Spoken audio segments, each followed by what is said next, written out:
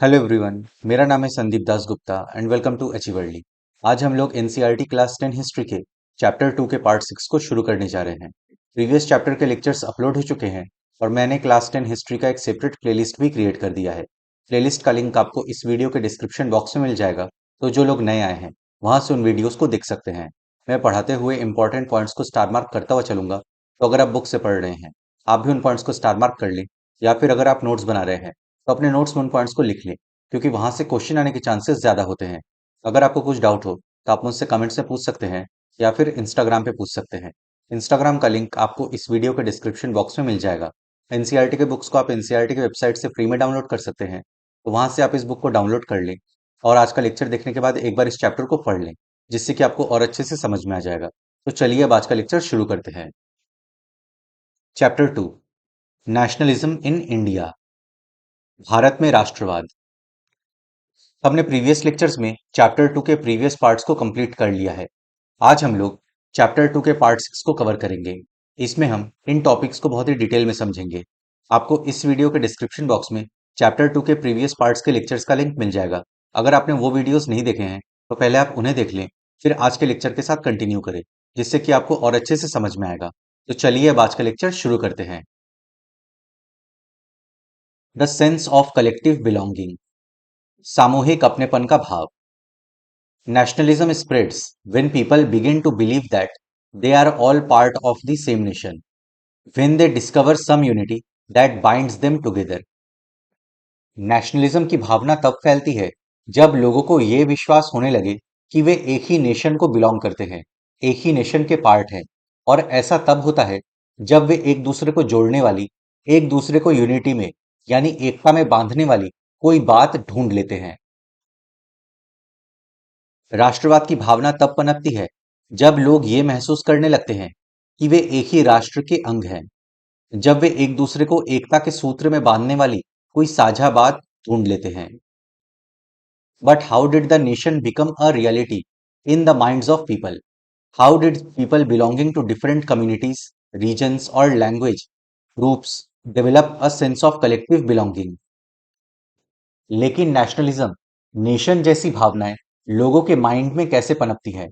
Different communities, region, language group को belong करने वाले लोग कलेक्टिव बिलोंगिंग यानी सामूहिक अपनेपन की भावना को कैसे डेवलप करते हैं, कैसे एक दूसरे के साथ जुड़ते हैं, कैसे एकता के सूत्र में बनते हैं? लेकिन राष्ट्र लोगों के मस्तिष्क में एक यथार्थ का रूप कैसे लेता है? विभिन्न समुदायों, क्षेत्रों या भाषाओं से संबंध अलग अलग समूहों ने सामूहिक अपनेपन का भाव कैसे विकसित किया? This sense of collective belonging came partly through the experience of united struggles. Collective belonging की ये भावना कुछ तो एक साथ संघर्ष करने के रूप में पैदा होती है। जब वे एक साथ आंदोलन में हिस्सा लेते हैं, अंग्रेजों का विरोध करते हैं, तब उनके बीच कलेक्टिव बिलोंगिंग की ये भावना पैदा होती है। सामूहिक अपनेपन की ये भावना आंशिक रूप से संयुक्त संघर्षों के चलते पैदा हुई थी। But there were also a variety of cultural processes through which nationalism captured people's imagination. इसके अलावा वैरायटी ऑफ कल्चरल प्रोसेस के थ्रू भी लोगों के माइंड में, लोगों के इमेजिनेशन में नेशनलिज्म की भावना डेवलप हुई। इनके अलावा बहुत सारी सांस्कृतिक प्रक्रियाएं भी थी जिनके जरिए राष्ट्रवाद लोगों की कल्पना और दिलो दिमाग पर छा गया था। History and fiction, folklore and songs, popular prints and symbols all played a part in making of nationalism. History और फिक्शन ने, फोकलोर और सॉन्ग्स ने, पॉपुलर प्रिंट्स एंड सिंबल्स ने लोगों के मन में नेशनलिज्म की भावना को डेवलप किया। इतिहास व साहित्य, लोक कथाएं व गीत, चित्र व प्रतीक सभी ने राष्ट्रवाद को साकार करने में अपना योगदान दिया था। The identity of the nation, as you know, is most often symbolized in a figure or image. This helps create an image with which people can identify the nation. हमने चैप्टर 1 में समझा था कि नेशन को एक figure के रूप में या एक इमेज के रूप में सिंबलाइज किया जा सकता है, जिससे नेशन की अपनी आइडेंटिटी बनती है। आर्टिस्ट्स नेशन को एक फिगर का रूप देते हैं जिससे लोग नेशन को पहचान सकते हैं, नेशन के साथ जुड़ सकते हैं। जैसा कि आप जानते हैं, राष्ट्र की पहचान सबसे ज्यादा किसी तस्वीर में अंकित की जाती है। इससे लोगों को एक छवि गढ़ने में मदद मिलती है, जिसके जरिए वे राष्ट्र को पहचान सकते हैं। It was in the 20th century, with the growth of nationalism, that the identity of India came to be visually associated with the image of Bharat माता। 20th सेंचुरी में जब नेशनलिज्म का विकास हो रहा था, तब भारत को भारत माता की इमेज के रूप में आइडेंटिफाई किया जा रहा था। लोग भारत को भारत मां मानने लगे थे। 20वीं सदी में राष्ट्रवाद के विकास के साथ भारत की पहचान भी भारत माता की छवि का रूप लेने लगी। The image was first created by Bankim Chandra Chattopadhyay. In the 1870s, he wrote Vande Mataram as a hymn to the motherland. Bankim Chandra Chattopadhyay जी ने फर्स्ट टाइम भारत माता की छवि निर्माण की थी, जब 1870s में मातृभूमि के लिए उन्होंने वंदे मातरम गीत लिखा। इस छवि के निर्माण का आरंभ बंकिम चंद्र चट्टोपाध्याय ने किया था। 1870s के दशक में उन्होंने मातृभूमि की स्तुति के रूप में वंदे मातरम गीत लिखा था। Later it was included in his novel Anandmat and widely sung during the Swadeshi movement in Bengal. बाद में उन्होंने इसे अपने नोवेल आनंद मठ में शामिल कर लिया। ये गीत बंगाल में स्वदेशी मूवमेंट के दौरान खूब गाया गया था। बाद में उसे उन्होंने अपने उपन्यास आनंद मठ में शामिल कर लिया। ये गीत बंगाल में स्वदेशी आंदोलन में खूब गाया गया। Moved by the Swadeshi movement, Abanindranath Tagore painted his famous image of Bharat Mata. स्वदेशी मूवमेंट से प्रेरित होकर अवनींद्रनाथ टैगोर जी ने भारत माता की इमेज को पेंट किया था। स्वदेशी आंदोलन की प्रेरणा में अवनींद्रनाथ टैगोर ने भारत माता की विख्यात छवि को चित्रित किया। 1905 में अवनींद्रनाथ टैगोर जी ने भारत माता की इमेज को पेंट किया था। देखिए, इस इमेज में भारत माँ शिक्षा, भोजन और कपड़े दे रही है। हाथ में माला ये दर्शाता है कि उनमें सन्यासी गुण भी है।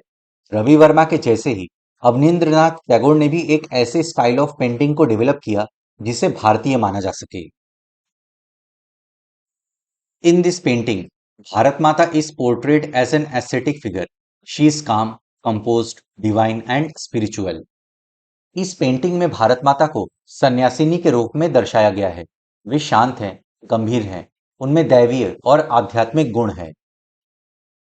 इस पेंटिंग में भारत माता को एक सन्यासिनी के रूप में दर्शाया गया है। वो शांत, गंभीर, दैवी और आध्यात्मिक गुणों से युक्त दिखाई देती हैं। In subsequent years, the image of Bharat Mata acquired many different forms as it circulated in popular prints and was painted by different artists. आगे आने वाले सालों में डिफरेंट आर्टिस्ट ने भारत माता की इमेज को पेंट किया, तो भारत माता की इमेज भी डिफरेंट फॉर्म्स एक्वायर करती गई, क्योंकि अलग अलग आर्टिस्ट की अलग अलग इमेजिनेशन होती थी। आगे चलकर जब इस छवि को बड़े पैमाने पर तस्वीरों में उतारा जाने लगा और विभिन्न कलाकार ये तस्वीर बनाने लगे, तो भारत माता की छवि विविध रूप ग्रहण करती गई। Devotion to this mother figure came to be seen as evidence of one's nationalism. Bharat Mata के इमेज के प्रति अपना डिवोशन, अपनी श्रद्धा प्रकट करना नेशनलिज्म के सिंबल के रूप में माना जाने लगा। इस मातृ छवि के प्रति श्रद्धा को राष्ट्रवाद में आस्था का प्रतीक माना जाने लगा।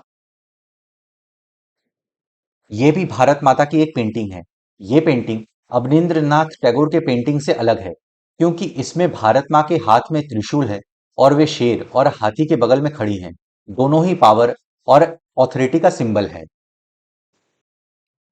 Ideas of nationalism also develop through a movement to revive Indian folklore.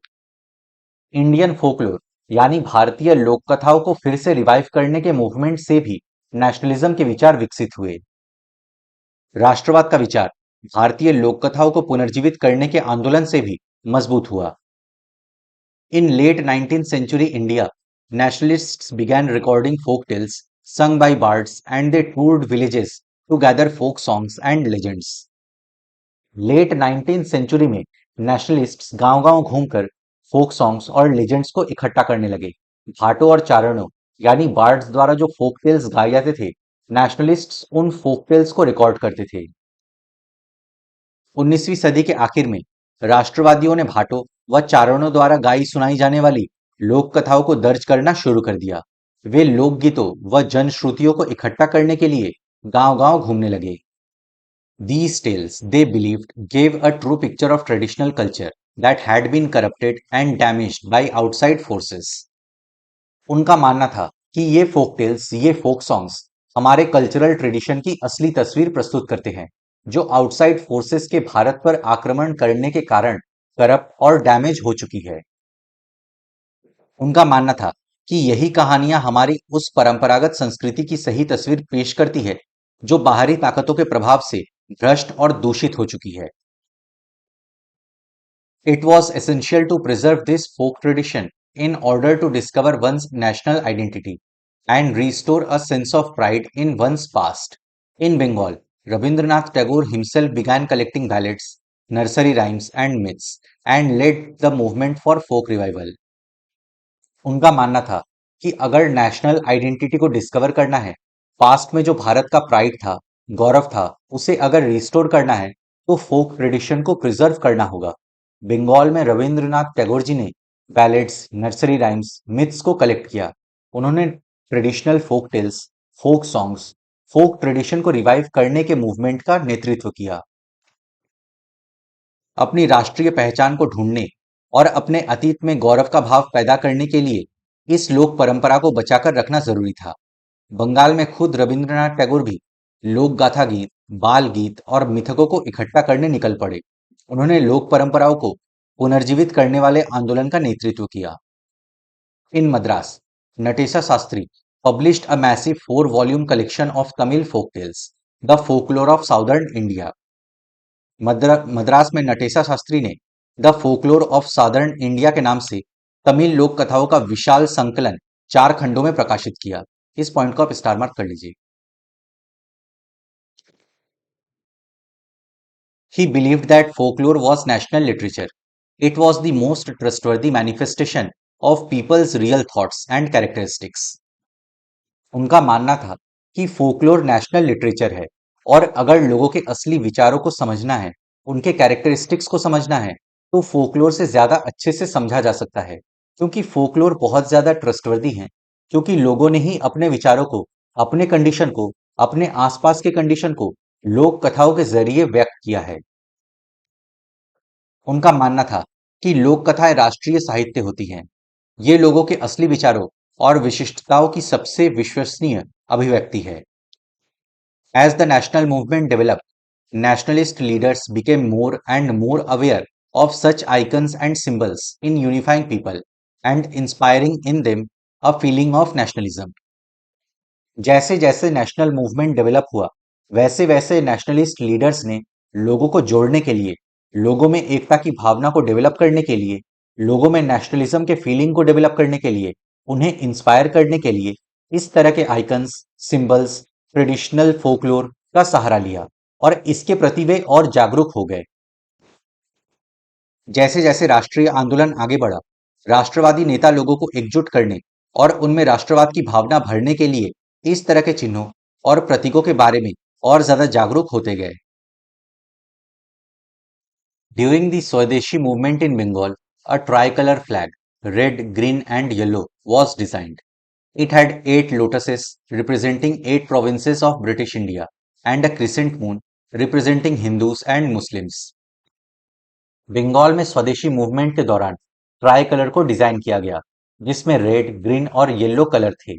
इसमें 8 लोटस थे जो ब्रिटिश इंडिया के 8 प्रोविंसेस को रिप्रेजेंट करते थे। इसमें क्रिसेंट मून भी था जो हिंदू और मुस्लिम्स को रिप्रेजेंट करता था।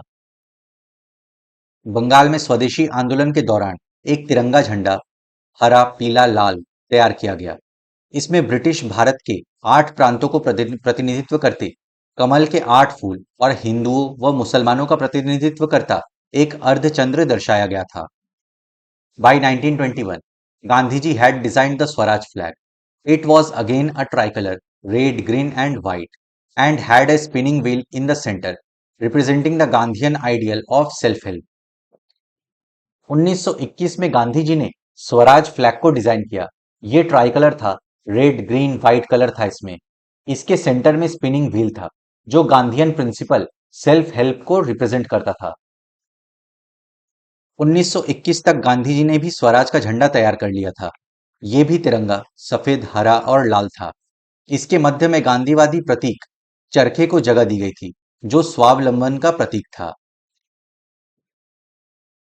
Carrying the flag, holding it aloft during marches became a symbol of defiance. जब जुलूस निकलता था, तब इस झंडे को थाम के निकलना कॉलोनियल गवर्नमेंट के शासन के प्रति अवज्ञा का संकेत था। जुलूसों में ये झंडा थामे चलना शासन के प्रति अवज्ञा का संकेत था। Another means of creating a feeling of nationalism was through reinterpretation of history. लोगों में नेशनलिज्म की भावना को क्रिएट करने का, डेवलप करने का एक और तरीका था हिस्ट्री को री इंटरप्रेट करना। इतिहास की पुनर्व्याख्या राष्ट्रवाद की भावना पैदा करने का एक और साधन थी। By the end of the 19th century, many Indians began feeling that to instill a sense of pride in the nation, Indian history had to be thought about differently. 19th century के end तक आते आते बहुत सारे भारतीय ये महसूस करने लगे थे कि लोगों में राष्ट्र के प्रति अगर प्राइड यानी गौरव के भाव को जगाना है, तो भारतीय इतिहास को अलग ढंग से पढ़ाया जाना चाहिए।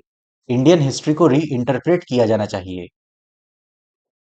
19वीं सदी के अंत तक आते आते बहुत सारे भारतीय ये महसूस करने लगे थे कि राष्ट्र के प्रति गर्व का भाव जगाने के लिए भारतीय इतिहास को अलग ढंग से पढ़ाया जाना चाहिए। The British saw Indians as backward and primitive, incapable of governing themselves. In response, Indians began looking into the past to discover India's great achievements. Britishers की नजर में भारतीय लोग पिछड़े हुए थे और प्रिमिटिव थे। उनका मानना था कि भारतीय लोग अपना शासन खुद नहीं संभाल सकते। इसके रिस्पॉन्स में भारतीय लोगों ने भारत के ग्रेट अचीवमेंट्स को डिस्कवर करने के लिए अपने अतीत की तरफ देखने लगे। अंग्रेजों की नजर में भारतीय पिछड़े हुए और आदिम लोग थे, जो अपना शासन खुद नहीं संभाल सकते। इसके जवाब में भारत के लोग अपनी महान उपलब्धियों की खोज में अतीत की ओर देखने लगे। They wrote about the glorious development in ancient times, when art and architecture, science and mathematics, religion and culture, law and philosophy, crafts and trade had flourished. उन्होंने एंशियंट टाइम्स के ग्लोरियस डेवलपमेंट को दिखाया और उस वक्त के art and architecture, science and mathematics, religion and culture, law and philosophy, crafts and trade के बारे में लिखने लगे, क्योंकि उस वक्त ये सब फ्लरिश कर रहे थे। उन्होंने उस गौरवमयी प्राचीन युग के बारे में लिखना शुरू कर दिया जब कला और वास्तुशिल्प, विज्ञान और गणित, धर्म और संस्कृति, कानून और दर्शन, हस्तकला और व्यापार फल फूल रहे थे। This glorious time in their view was followed by a history of decline when India was colonized. उनका कहना था कि इस ग्लोरियस टाइम के बाद डिक्लाइन आया जब भारत को कोलोनाइज कर लिया गया। उनका कहना था कि इस महान युग के बाद पतन का समय आया और भारत को गुलाम बना लिया गया। These nationalist histories urge the readers to take pride in India's great achievements in the past and struggle to change the miserable conditions of life under British rule. इस नेशनलिस्ट हिस्ट्री में लोगों से कहा गया कि वे अपने भारत के पास्ट अचीवमेंट से प्राउड फील करें और ब्रिटिश रूल के दौरान उनकी लाइफ जो बिल्कुल मिजरेबल हो गई है, उसके खिलाफ संघर्ष करें और फिर से वही ग्लोरियस टाइम अचीव करने का प्रयास करें। इस राष्ट्रवादी इतिहास में पाठकों को अतीत में भारत की महानता व उपलब्धियों पर गर्व करने और ब्रिटिश शासन के तहत दुर्दशा से मुक्ति के लिए संघर्ष का मार्ग अपनाने का आह्वान किया जाता था। These efforts to unify people were not without problems. When the past being glorified was Hindu, when the images celebrated were drawn from Hindu iconography, then people of other communities felt left out. लोगों को इस तरीके से एकजुट करने में अपनी अलग प्रॉब्लम्स थी, क्योंकि नेशनलिस्ट्स जिस पास्ट के बारे में बात कर रहे थे, जिस ग्लोरियस टाइम का गुणगान कर रहे थे, वो हिंदुओं का पास्ट था। जिन इमेजेस का, आइकन्स का यूज किया जा रहा था, वो हिंदू सिंबल्स थे। इस वजह से बाकी कम्युनिटीज इससे कटा हुआ महसूस कर रहे थे। लोगों को एकजुट करने की इन कोशिशों की अपनी समस्याएं थी। जिस अतीत का गौरववान किया जा रहा था, वो हिंदुओं का अतीत था। जिन छवियों का सहारा लिया जा रहा था, वे हिंदू प्रतीक थे, इसलिए अन्य समुदाय के लोग अलग थलग महसूस करने लगे थे। ये अर्ली 20th सेंचुरी में बाल गंगाधर तिलक जी की पेंटिंग है। इसमें वे सिंबल ऑफ यूनिटी से घिरे हैं, मंदिर, मस्जिद, चर्च। ये जवाहरलाल नेहरू जी की पेंटिंग है। इसमें वे भारत माता और भारत के नक्शे को अपने पास पकड़े हैं। बहुत सारे पेंटिंग्स में नेशनलिस्ट लीडर्स को अपना सर भारत माता के चरणों में चढ़ाते हुए दर्शाया गया है। मां के लिए खुद को सैक्रिफाइस करने का विचार उस वक्त बहुत महत्वपूर्ण था। Source E. In earlier times, foreign travelers in India marveled at the courage, truthfulness, and modesty of the people of the Aryavamsa. Now they remark mainly on the absence of those qualities. पुराने जमाने में जो foreign travellers Bharat आते थे, वे आर्य वंश के करेज, truthfulness और modesty को देखकर चकित रह जाते थे। अब वे इन क्वालिटीज के एब्सेंस की बात करते हैं। पुराने जमाने में भारत आने वाले विदेशी यात्री आर्यवंश के लोगों के साहस, सच्चाई और विनम्रता पर चकित रह जाते थे। अब वे बस इन गुणों के अभाव की बात करते हैं। In those days Hindus would set out on conquest and hoist their flags in Tartar, China, and other countries. Now a few soldiers from a tiny island far away are lording it over the land of India. उस जमाने में हिंदू अपना विजय ध्वज लेकर निकलते थे और तारतार, चाइना और दूसरे देशों में अपना विजय पताका फहराते थे। अब एक छोटे से आइलैंड के कुछ सैनिक भारतीय भूमि पर कब्जा किए हुए हैं। उस जमाने में हिंदू विजय के लिए निकलते थे और तातार, चीन व अन्य देशों में अपनी विजय पताका फहराते थे। अब एक शूद्र से द्वीप के चंद सिपाही भारत भूमि पर कब्जा किए हुए हैं। अब हम लोग का नेक्स्ट टॉपिक है क्विट इंडिया मूवमेंट, भारत छोड़ो आंदोलन। The failure of the Cripps mission and the effects of World War II created widespread discontentment in India. Cripps mission के फेल होने के कारण और वर्ल्ड वॉर टू के इफेक्ट्स के कारण भारत में वाइड स्प्रेड रिजेंटमेंट पैदा हो रहा था। क्रिप्स मिशन की असफलता एवं द्वितीय विश्व युद्ध के प्रभावों ने भारत में व्यापक असंतोष को जन्म दिया। This led Gandhi ji to launch a movement calling for complete withdrawal of the British from India. इसकी वजह से गांधी जी ने ब्रिटिशर्स को पूरे तरीके से भारत से भगाने के लिए एक मूवमेंट लॉन्च किया। इसके फलस्वरूप गांधी जी ने एक आंदोलन शुरू किया जिसमें उन्होंने अंग्रेजों के पूरी तरह से भारत छोड़ने पर जोर दिया। The Congress working committee in its meeting in Wardha on 14 July 1942 passed the historic Quit India resolution demanding the immediate transfer of power to Indians and quit India. Congress working committee ने 14 जुलाई 1942 में वर्धा में मीटिंग की और क्विट इंडिया रेजोल्यूशन पास किया जिसमें Britishers को तुरंत भारत छोड़ने के लिए कहा गया और इमीडिएटली इंडियंस के पास पावर्स को ट्रांसफर करने के लिए कहा गया। वर्धा में 14 जुलाई 1942 को अपनी कार्यकारिणी में कांग्रेस कार्य समिति ने ऐतिहासिक भारत छोड़ो प्रस्ताव पारित किया जिसमें सत्ता का भारतीयों को तत्काल हस्तांतरण एवं भारत छोड़ने की मांग की गई। इस पॉइंट को आप स्टार मार्क कर लीजिए। On 8 August 1942 in Bombay, the All India Congress Committee endorsed the resolution which called for a non-violent mass struggle on the widest possible scale throughout the country. 8 अगस्त 1942 को बॉम्बे में ऑल इंडिया कांग्रेस कमेटी ने इस resolution को support किया जिसमें पूरे देश में वाइडेस्ट पॉसिबल स्केल पे non violent mass struggle organise किया जाएगा। 8 अगस्त 1942 को बंबई में अखिल भारतीय कांग्रेस समिति ने इस प्रस्ताव का समर्थन किया जिसमें पूरे देश में व्यापक पैमाने पर एक अहिंसक जन संघर्ष का आह्वान किया गया। इस पॉइंट को भी आप स्टार मार्क कर लीजिए। It was on this occasion that Gandhi ji delivered the famous "Do or Die" speech. यही वो मौका था जब गांधी जी ने अपना फेमस करो या मरो वाला भाषण दिया था। इसी अवसर पर गांधी जी ने प्रसिद्ध करो या मरो भाषण दिया था। The call for quit India almost brought the state machinery to a standstill in large parts of the country as people voluntarily threw themselves into the thick of the movement. Quit India के इस call ने पूरे भारत के most of the parts में state machinery को ठप कर दिया था। लोग वॉलेंटरीली इस मूवमेंट के साथ जुड़ते चले गए। भारत छोड़ो के इस आह्वान ने देश के अधिकतर राज्यों में राज्य व्यवस्था को ठप कर दिया। लोग स्वतः ही आंदोलन में कूद पड़े। People observed hartals and demonstrations and processions were accompanied by national songs and slogans. लोगों ने हड़ताल किया, डेमोन्स्ट्रेशन किए, जुलूस निकाले, राष्ट्रीय गीत गाए, नारेबाजी की। लोगों ने हड़तालें की और राष्ट्रीय गीतों व नारों एवं नारों के साथ प्रदर्शन किए एवं जुलूस निकाले। The movement was truly a mass movement, which brought into its ambit thousands of ordinary people, namely students, workers, peasants. ये मूवमेंट वास्तव में एक मास मूवमेंट था, क्योंकि हजारों की संख्या में आम लोगों ने इसमें बढ़ चढ़कर हिस्सा लिया था।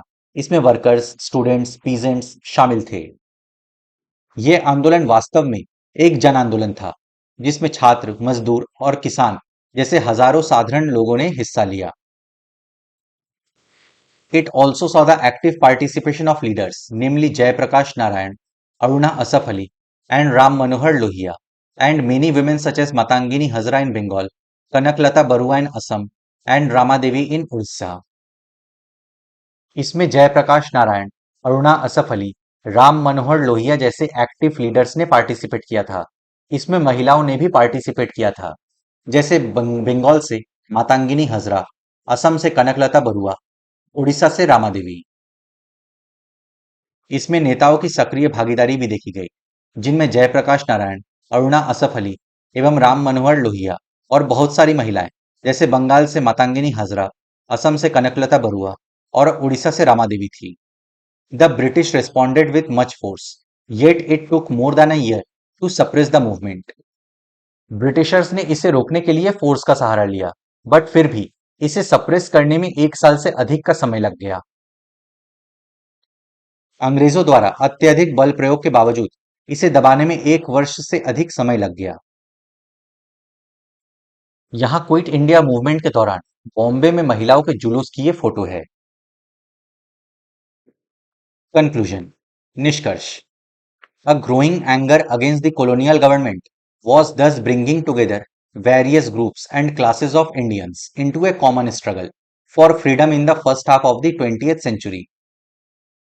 कॉलोनियल गवर्नमेंट के प्रति लोगों के मन में जो गुस्सा था, वो डिफरेंट ग्रुप्स और क्लासेस के लोगों को साथ मिला रहा था, और वे 20th सेंचुरी के फर्स्ट हाफ में स्वतंत्रता के लिए एक कॉमन स्ट्रगल करने के लिए एक साथ जुड़ रहे थे, एक साथ आ रहे थे, एकता के सूत्र में बंध रहे थे।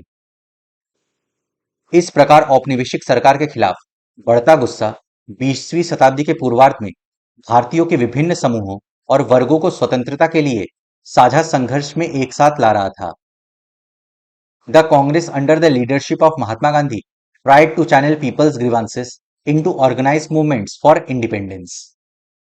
महात्मा गांधी जी के नेतृत्व में कांग्रेस ने लोगों के परेशानियों को, असंतोष को स्वतंत्रता के लिए मूवमेंट में ऑर्गेनाइज करने का प्रयास किया। महात्मा गांधी के नेतृत्व में कांग्रेस ने लोगों के असंतोष और परेशानियों को स्वतंत्रता के संगठित आंदोलन में समाहित करने का प्रयास किया। Through such movements the nationalists tried to forge a national unity.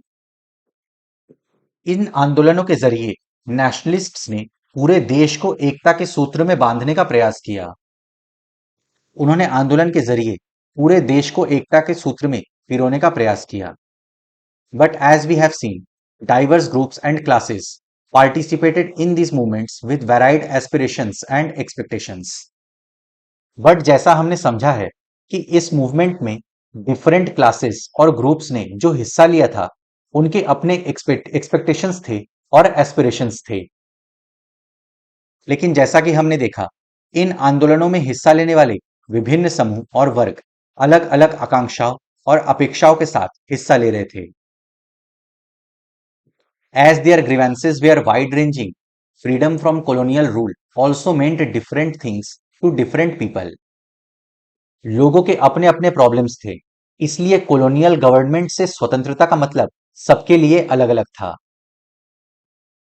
उनकी शिकायतें बहुत व्यापक थी, इसलिए औपनिवेशिक शासन से मुक्ति का भी सबके लिए अपना अपना अर्थ था।